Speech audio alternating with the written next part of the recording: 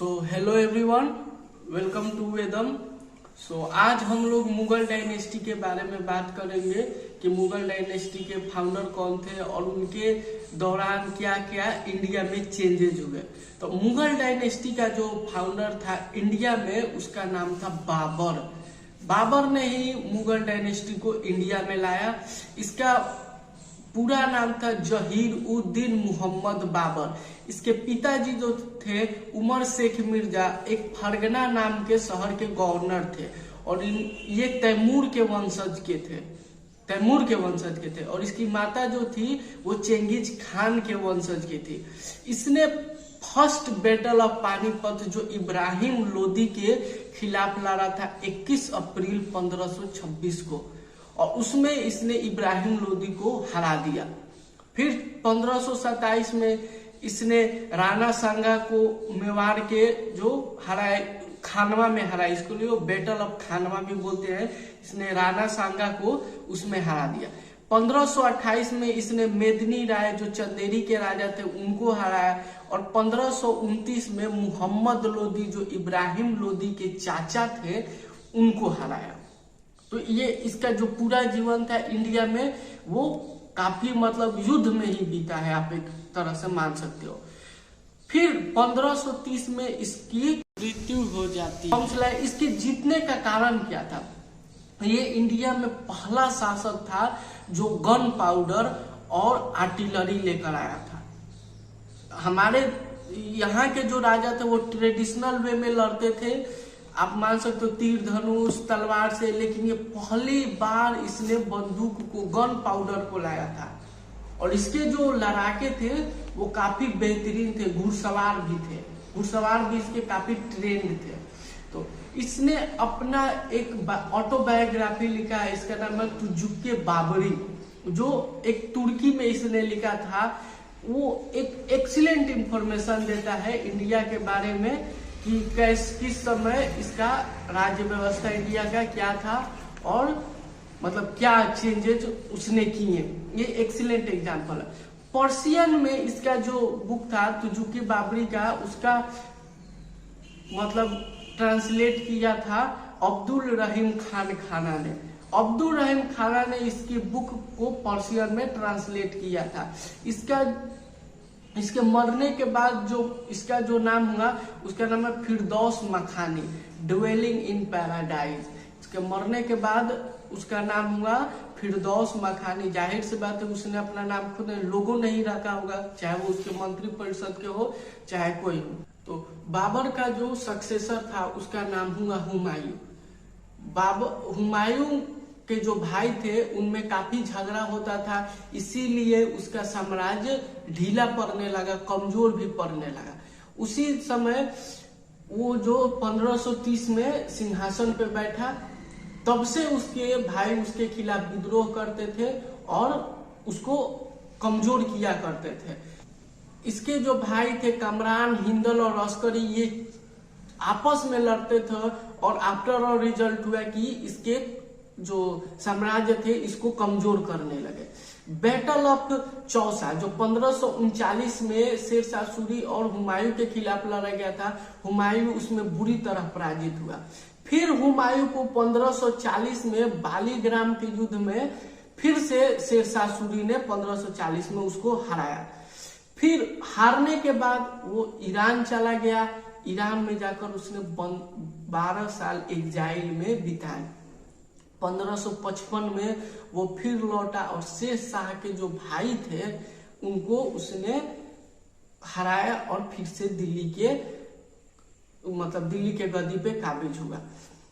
उसकी जो मृत्यु हुई वो एक दीन पनाह एक ऐसा सिटी था जिसको हुमायूं ने अपना कैपिटल भी बनाया था और एक शहर के रूप में उसको बसाया था। उसी के लाइब्रेरी से, दीन पनाह के ही लाइब्रेरी से गिरने के बाद हुमायूं की मौत हो जाती है, तो आप याद रखिएगा। फिर उसने, हुमायूं का बेटा होगा अकबर, वो काफी कम उम्र में ही वो राजा बना। हम अकबर के वीडियो को किसी और लेक्चर में देखेंगे कि क्योंकि उसका जो रिफॉर्म था जिस तरीके से उसने पॉलिसीज लगाई थी वो काफी सराहनीय थी। एक तरह से उस समय काफी सराहनीय थी, उस समय के हिसाब से अगर आप देखो तो काफी सराहनीय थी। फिर अकबर का बेटा हुआ जहांगीर, सलीम, इसका बचपन का नाम था सलीम। 1605 में ये गद्दी पे बैठा। इसको ना मतलब स्ट्रिक्ट एडमिनिस्ट्रेशन के रूप में देखा जाता है। ये काफी स्ट्रिक्ट था, अपने जस्टिस को लेकर वो काफी क्लियर कट व्यू रखता था, कोई लिबरल थॉट्स का ये नहीं था। उसने 1611 में मिहर उन्नीसा जो एक अफगानी महिला थी उससे शादी किया, जिसका बाद में नाम पड़ा नूरजहां। नूरजहां इतना उसका मतलब नूरजहां जहांगीर के साम्राज्य पे बहुत ज्यादा कब्जा था।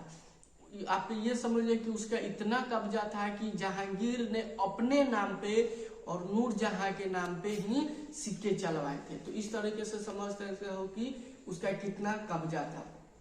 इसी के काल में 1505 में ईस्ट इंडिया कंपनी के जो रिप्रेजेंटेटिव थे विलियम हॉकिंस, वो आए थे 1608 में। 1608 में ईस्ट इंडिया कंपनी के जो रिप्रेजेंटेटिव थे विलियम हॉकिंस, वो आए थे इसी के कोर्ट में। फिर 1615 में सर थॉमस रो जो ब्रिटिश किंग जेम्स फर्स्ट के रिप्रेजेंटेटिव, वो भी आए थे बिजनेस करने के लिए। पहले तो जहांगीर ने उनको माना किया कि नहीं भाई, हम आपको नहीं देंगे, कोई ग्रांट परमिशन नहीं देंगे कि आप बिजनेस करो, लेकिन बाद में उसने एक्सेप्ट कर लिया उनको, और उनको कुछ लिबरल हो गया कि हाँ भाई आप कर सकते हो। उसका जो बेटा था खुसरो, वो सिखों के 5वें गुरु अर्जन देव का शिष्य बन गया था।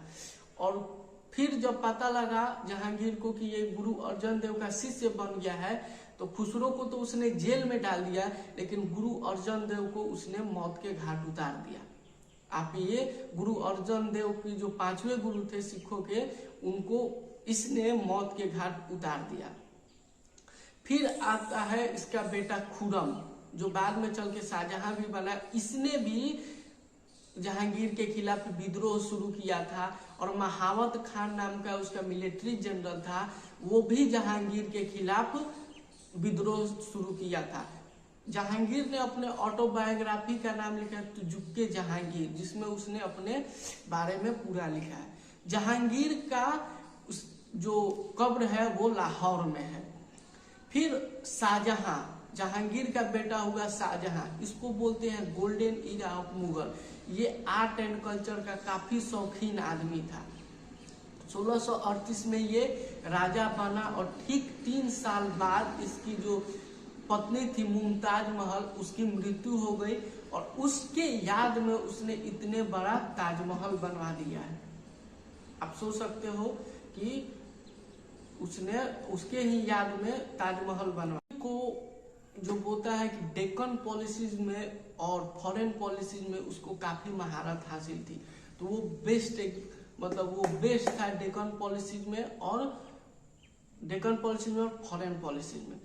पुर्तगालियों को सबसे पहले 1631 और 1632 में जहांगीर ने हराया था। निजाम शाह के जो डायनेस्टी था अहमदनगर, उसको उसने अपने कब्जे में ले लिया। फ्रेंच ट्रेवलर बर्नियर और ट्रेवेनियर इसी के कोर्ट में आए थे, और इटालियन डिस्कवरर निकोली मानुची इसके रीजन को डिस्क्राइब करते हैं। उसके बाद पीटर मुंडी, जो इसके काल में सबसे ज्यादा तबाही आई थी, फैमिन, भूखमरी आई थी, पीटर मुंडी नाम के एक राइटर थे, उसको काफी अच्छे से डिस्क्राइब किया था। इसका जो मेन था कि ये promotion of art and culture को काफी बढ़ावा देता था। जैसे आप रेड फोर्ट देख सकते हो, जामा मस्जिद को देख सकते हो, ताजमहल को देख सकते हो, इन सारी चीजों को शाहजहां ने बनवाया था।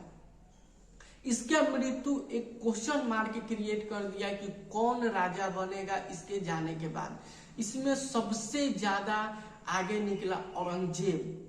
ये काफी चर्चित राजा है इस देश का। औरंगजेब जो था वो एक कट्टर मुसलमान था, उसको किसी भी धर्म से कोई मतलब नहीं था सिवाय उसके अपने एक पार्टिकुलर धर्म से। इसने अपना जब गद्दी पे बैठा तो आलमगीर नाम के टाइटल लेकर बैठा। आलमगीर है हम, तो आलमगीर नाम के टाइटल लेकर बैठा इसने गद्दी पर। 23 सालों तक, अपने राजा बनने के बाद 23 सालों तक इसने केवल नॉर्थ इंडिया पर ही कंसंट्रेट किया। फिर नॉर्थ इंडिया पे कंसंट्रेट किया, फिर जब नॉर्थ इंडिया पर कंसंट्रेट किया, डेक्कन छोड़ दिया, तो डेक्कन में शिवाजी नाम के एक बहुत ही वीर योद्धा का जन्म हुआ और काफी बहादुरी से लड़े। 23 साल बाद इसने फिर जब देखा कि गोलकुंडा और बीजापुर जैसे किलों को जब शिवाजी ने इससे छीन लिए, तो ये फिर उनके तरफ बढ़ा। इसको मतलब इसने एक शपथ ले लिया था कि मराठा जो इंपायर थे उसको क्रॉस कर देना, उनको किसी भी तरह से दबा देना है। मुगल इंपेरर जो थे वो सबसे ऊंचाइयों पे थे जब औरंगजेब का टाइम था।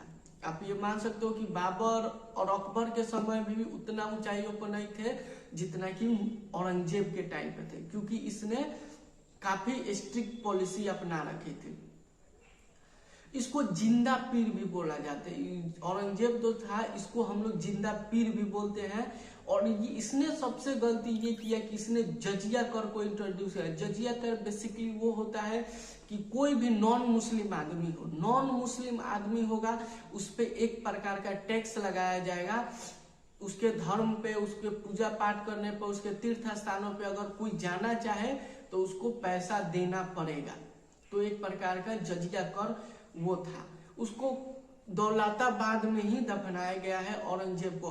औरंगजेब के बाद जितने भी रूलर्स हुए वो उतने काबिल नहीं हुए थे। उनमें कुछ रूलर के नाम थे बहादुर शाह फर्स्ट, जलंधर शाह, फर्रुख सियार, मोहम्मद शाह, अहमद शाह, आलमगीर, अकबर II, और अंतिम जो मुगल थे उनका नाम था बहादुर शाह, जो 1857 के क्रांति में हम लोग देखेंगे। 1857 के किसी और वीडियो में उनको अंग्रेजों ने बंदी बना दिया और उनके दोनों बेटों को मौत के घाट उतार दिया।